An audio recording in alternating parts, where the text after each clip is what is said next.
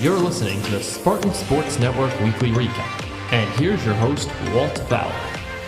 This is the Spartans Weekly Recap for the week ending February 3rd. We start on the basketball court. Another good week for the women's basketball squad as the Spartan women won at home on Wednesday against Mercy. This one was a breeze, 91-54. 6 Spartans in double figures, a very balanced attack. Sophomore guard Zaria Thomas was high scorer against Mercy with 14 points. Redshirt junior guard Ruth Adams, a sensational game. Listen to this line: 13 points, 8 rebounds, 5 assists, 3 steals, and 4 blocks. Talk about involved. Great job by Ruth Adams as the Spartans women's squad won against Mercy. They followed that win up with the win on the road at Bridgeport. This game much more difficult, but they pull it out, winning 72-69. So the Spartan women overall now 19-3 on the season, 10-1 on top of the East Coast Conference. Spartans have won 10 of their last 11 games, and they are 1 win from a conference tournament berth. Ruth Adams had another big game against Bridgeport, a game-high 25 points. She also pulled down 11 rebounds. Senior guard Chelsea Murphy chipped in with 12 points and 6 assists, and junior guard Missy Sadler also with 12 points.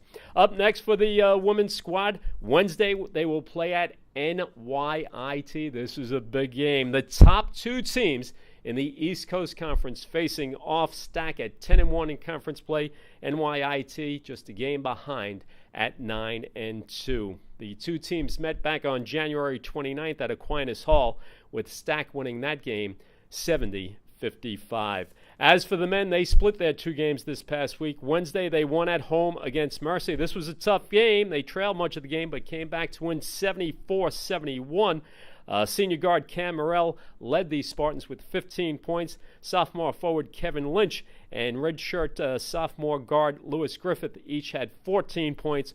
Also worth of note in the game against Mercy, freshman forward Osbel Caraballo, 5 points and 15 rebounds. After the Mercy win, the men's squad hit the road Saturday. They, too, like the women, were at Bridgeport, but the men come up short, losing a tough one, 68-66.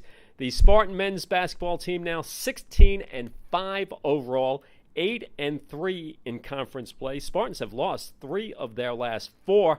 Osbel Caraballo was high man against Bridgeport with 15 points and 12 rebounds. Lewis Griffith had 14 points. Up next for the men, they too are at NYIT. Again, the men currently in 3rd place in the East Coast Conference at 8-3, 2 games behind first place Malloy. NYIT men's squad is 9th in conference play at just 2-9.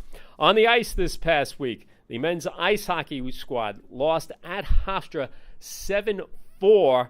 That snapped the men's 5-game win streak. Doug Harrison got the hat trick. He was stellar in defeat for the Spartans, but it wasn't enough. Zach Teets also scoring for the Spartans. Up next, the final game of the regular season. This one also on the road, as the men's ice hockey squad Friday will play at Columbia at Riverbank State Park at 9 p.m. Outside chance that the men's ice hockey squad can make the postseason, but it depends on 1, beating Columbia, and then 2, getting help, outside help, depending upon what happens in the rest of the conference. As for Spartans news and notes, the esports team got back into action this past week. They lost 2-0 to NYIT. That was a League of Legends competition, but it's also worth noting the St. Thomas Aquinas esports squad will begin competition in Madden NFL and NBA 2K this spring. The Madden NFL and NBA 2K competitions will take place through the Collegiate Star League. The esports squad also competes in Fortnite, League of Legends, and Overwatch. The Spartans baseball team was a near-unanimous favorite to win the East Coast Conference Championship. The Spartans received 7 of 8 first-place votes in the ECC preseason coaches poll. And after a week off, the Spartans track and field team will be back in action Friday at the Fast Track Invitational, and that's to be held at the Ocean Breeze Athletic Complex in Staten Island.